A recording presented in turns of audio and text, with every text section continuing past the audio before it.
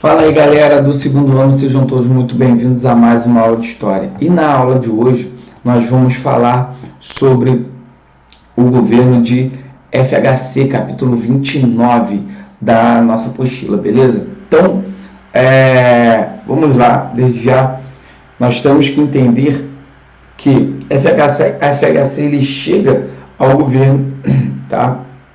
A partir aí da implantação do real, que foi em 1994 e no governo de Itamar, mas que o pai, né, do real, o cara que implementou o real, a estabilização da moeda, enfim, foi Fernando Henrique Cardoso, que era o ministro da Economia, o ministro da Fazenda, né, de Itamar Franco.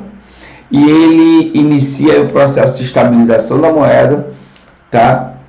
E isso vai gerar ele depois, no ano seguinte aí, no ano seguinte não, né, nas eleições aí, né, com o fim do mandato de Itamar Franco, ele vai começar o seu governo, que ele foi eleito lá na eleição, onde até mesmo ele disputou com o Lula, né, também nessa eleição de 94, ele assumiu o governo adotando aí políticas neoliberais, né? Foi um político conhecido como neoliberal, por quê? Porque ele diminuiu a intervenção do Estado na economia, privatizando estatais e tirando aí o monopólio da exploração e também da exportação de petróleo da Petrobras, né? Incentivou muito a entrada de capital estrangeiro no Brasil. Então, esse período aí de Collor, né, até Fernando Henrique também, é um período onde nós temos uma intensificação de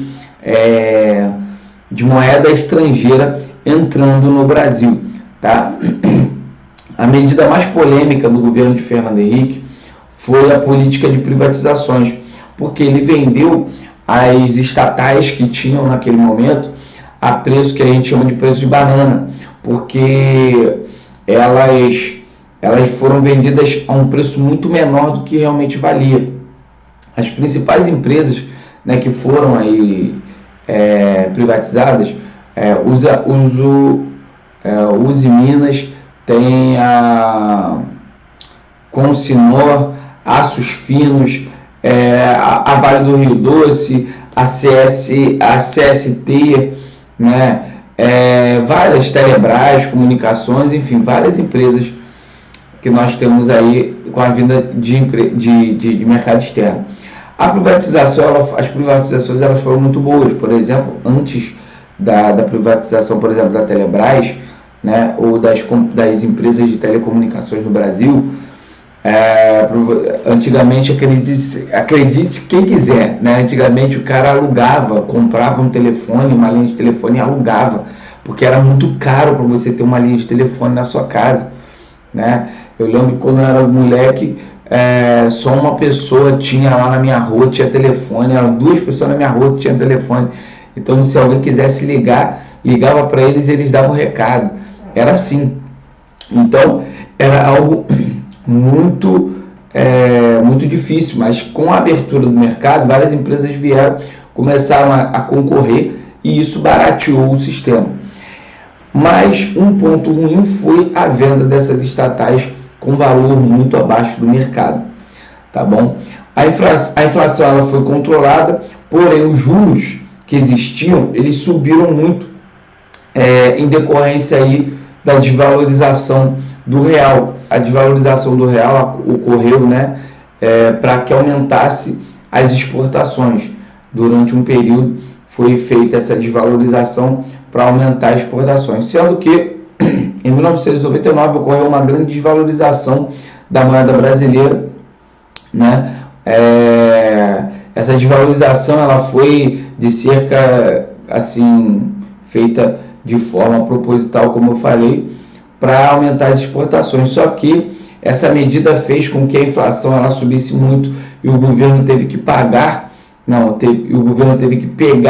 um empréstimo no FMI para resolver essa situação, né? O primeiro empréstimo aí pego pelo Fernando Henrique Cardoso com o FMI e tendo que fazer vários tipos de arranjos e de critérios, né, dentro do Brasil, como cortar investimento, cortar alguns tipos de situações dentro do Brasil, para que esse empréstimo fosse feito, algumas condições. Tá? Outra medida adotada por Fernando Henrique Cardoso foram o socorro financeiro, né? Ou seja, né, na verdade o governo enviava dinheiro para empresas ou perdoava dívidas para que essas empresas não entrassem em falência. Como, por exemplo, nós temos o PROER, que foi em 1994, né, onde ele ajudou os bancos para que os bancos não falissem, né, passou empréstimos, né, aos bancos, dando dinheiro aí a esses bancos. E em 2002 nós tivemos aí o PROAR, onde houve aí uma ajuda financeira às empresas aéreas. Esses dois movimentos, né, em 94 e 2002, que foi a extensão de governo dele, né, foi de 1994 a 2002, nesses dois momentos ele ajudou e socorreu algumas das empresas que estavam entrando em falência, né, no Brasil. Primeiro, os bancos, e também nós vemos aí essa situação se repetindo lá em 2002 com empresas aéreas. O governo Fernando Henrique, durante o seu mandato, ele aprovou uma emenda à Constituição, né, que permitia a reeleição para cargos executivos, porque o seu mandato ele ia até 1998, e ele aprovou aí uma reeleição para cargos executivos, né, lá que possibilitou a sua reeleição em 1998. É importante também dizer que durante o governo de Fernando Henrique foi onde o Brasil encontrou aí a chamada estabilidade política, a estabilidade econômica, tá?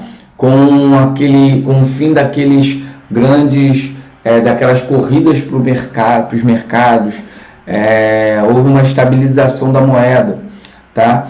Na área social, nós podemos dizer que houve uma grande diminuição da mortalidade infantil, houve um investimento aí, e um trabalho muito forte na consolidação do SUS e também no investimento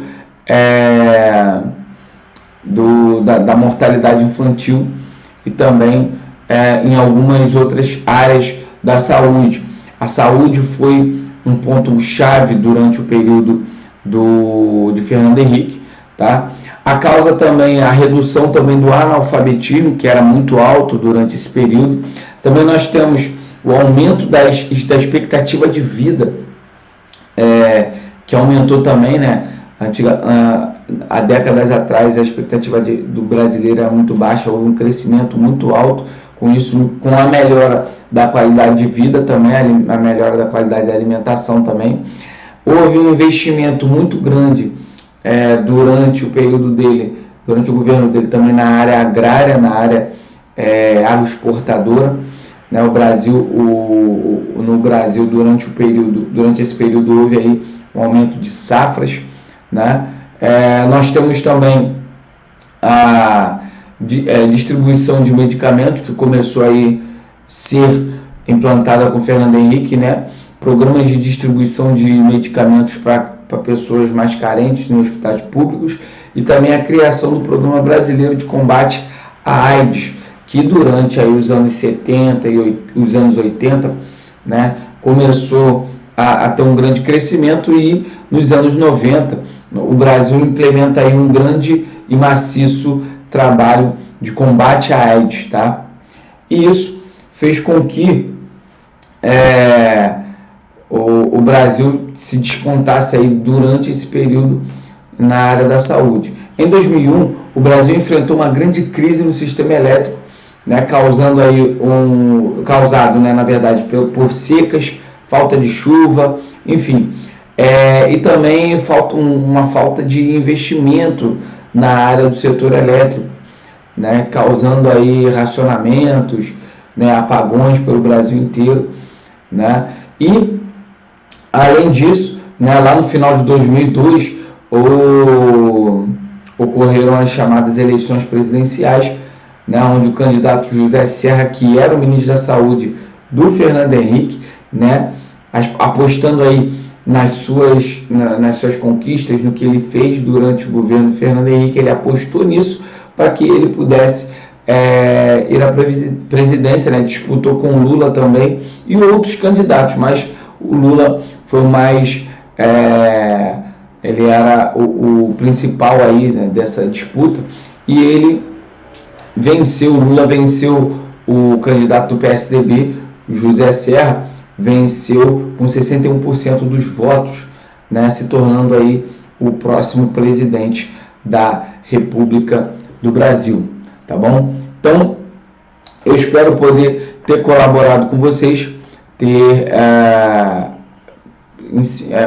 trazido aí um pouco do nosso conhecimento para vocês, espero poder ter ajudado e eu espero vocês no próximo vídeo. Valeu, galera! Um grande abraço, fiquem com Deus!